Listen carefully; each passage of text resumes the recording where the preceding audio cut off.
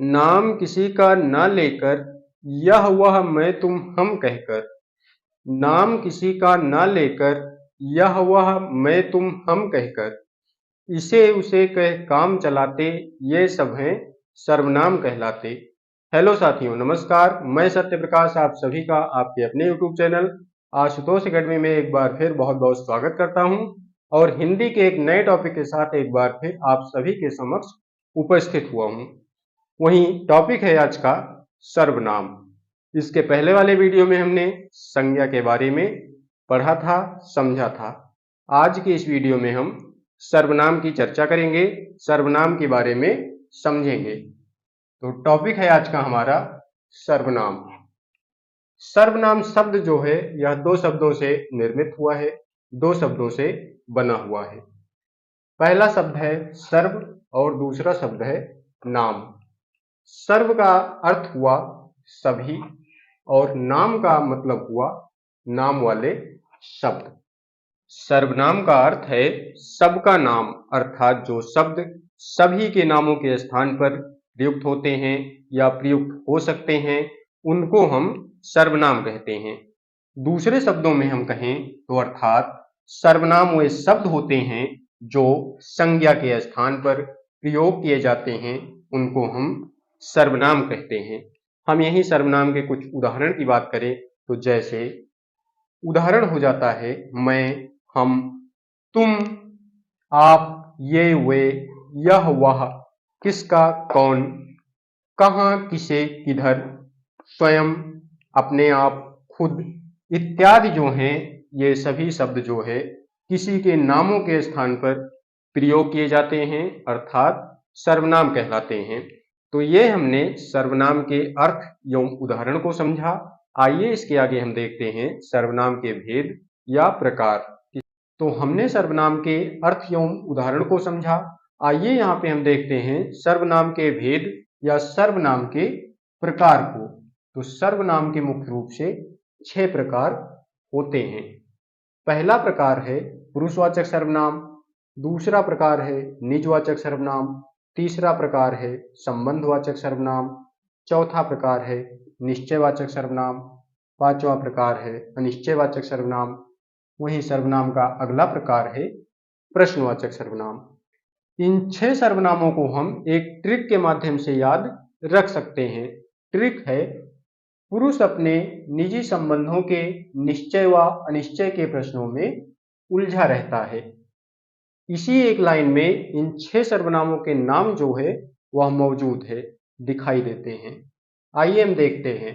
पुरुष से हो गया पुरुषवाचक सर्वनाम, निजी से हो गया निजवाचक सर्वनाम, संबंध से हो गया संबंधवाचक सर्वनाम, निश्चय से निश्चयवाचक सर्वनाम, अनिश्चय से अनिश्चयवाचक सर्वनाम और प्रश्नों से हो गया प्रश्नवाचक सर्वनाम। तो इस तरह से हम इसी एक लाइन से ही हम इन 6 सर्वनाम को याद रख सकते हैं। आइए हम सबसे पहले बात करते हैं पुरुषवाचक सर्वनाम की। पुरुषवाचक सर्वनाम क्या होता है? पुरुषवाचक सर्वनाम किसे कहते हैं?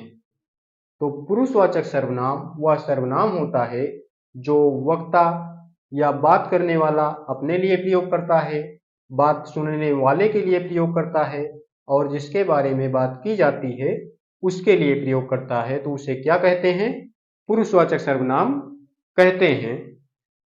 पुरुषवाचक सर्वनाम के 3 प्रकार होते हैं। पहला प्रकार है उत्तम पुरुषवाचक सर्वनाम, दूसरा प्रकार है मध्यम पुरुषवाचक सर्वनाम, तीसरा प्रकार है अन्य पुरुषवाचक सर्वनाम।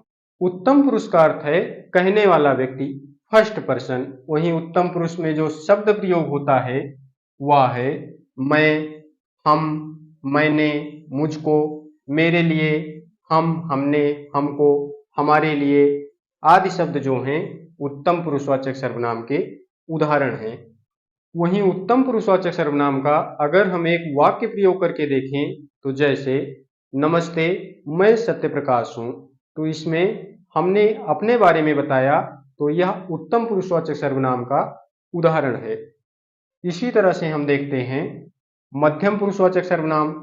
तो मध्यम पुरुषवाचक सर्वनाम सुनने वाला अर्थात सेकंड पर्सन जो होता है, दूसरा व्यक्ति जो होता है उसे कहते हैं।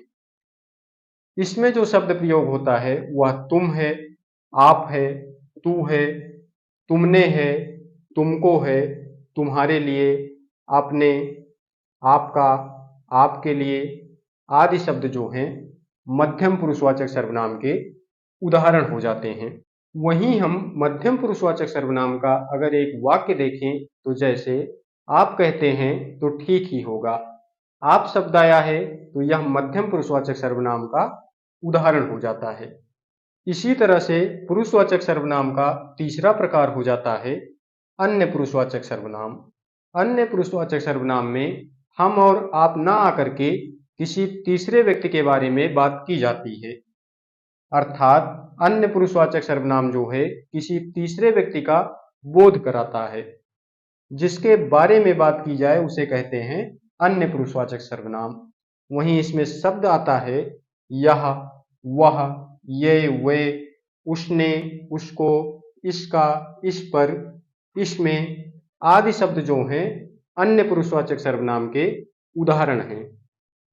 अन्य पुरुषवाचक सर्वनाम का अगर हम एक वाक्य देखें तो जैसे मैंने आपको बताया था कि वह पढ़ने में बहुत तेज है। इस वाक्य में तीनों पुरुष आ जाते हैं। जैसे मैंने उत्तम पुरुष हो गया, आपको बताया, आपको आया शब्द तो यह हो गया मध्यम पुरुष, वह पढ़ने में बहुत तेज है, वह शब्द आया तो यह हो गया अन्य पुरुष। तो इस तरह से हमने पुरुषवाचक सर्वनाम के तीनों प्रकारों को देखा। आइए हम अगली बात करते हैं निजवाचक सर्वनाम की कि निजवाचक सर्वनाम क्या होता है। तो निजवाचक सर्वनाम जिन सर्वनाम शब्दों का प्रयोग वक्ता अपने खुद के स्वयं के लिए करता है उसको जो है निजवाचक सर्वनाम कहते हैं। अर्थात जब लेखक या कवि या वक्ता जब किसी शब्द का प्रयोग अपने खुद के लिए, अपने स्वयं के लिए करता है तो उसको जो है निजवाचक सर्वनाम कहते हैं। वहीं हम अगर निजवाचक सर्वनाम का कुछ उदाहरण देखें तो जैसे मैं अपने घर की सफाई स्वयं करता हूँ। स्वयं शब्द आया अर्थात अपने आप के बारे में, खुद के बारे में बात हो रही है तो यह वाक्य जो है निजवाचक सर्वनाम का उदाहरण है। वहीं निजवाचक सर्वनाम का अगला उदाहरण है वह खुद ही सारा काम कर लेगा। खुद मतलब स्वयं के बारे में बात हो रही है, अपने आप के बारे में बात हो रही है तो यह भी निजवाचक सर्वनाम का उदाहरण है। निजवाचक सर्वनाम में मुख्य रूप से 6 शब्द आते हैं। अपना, अपने, अपनी, स्वयं, खुद, अपने आप। इन 6 शब्दों का प्रयोग जिस भी वाक्य में होता है अमूमन वह शब्द जो है निजवाचक सर्वनाम के उदाहरण होते हैं। तो इस तरह से आज के वीडियो में हम सर्वनाम के अर्थ एवं उदाहरण को देखा और सर्वनाम के प्रकार में हमने पुरुषवाचक सर्वनाम और निजवाचक सर्वनाम की विस्तार से चर्चा की, पढ़ा। इसके अगले वीडियो में हम सर्वनाम के जो 4 और प्रकार हैं जैसे संबंधवाचक सर्वनाम, निश्चयवाचक सर्वनाम, अनिश्चयवाचक सर्वनाम और प्रश्नवाचक सर्वनाम जो हैं इन सभी का विस्तार से चर्चा करेंगे, सभी के बारे में जानेंगे। तो मिलते हैं सर्वनाम के अगले वीडियो में। धन्यवाद।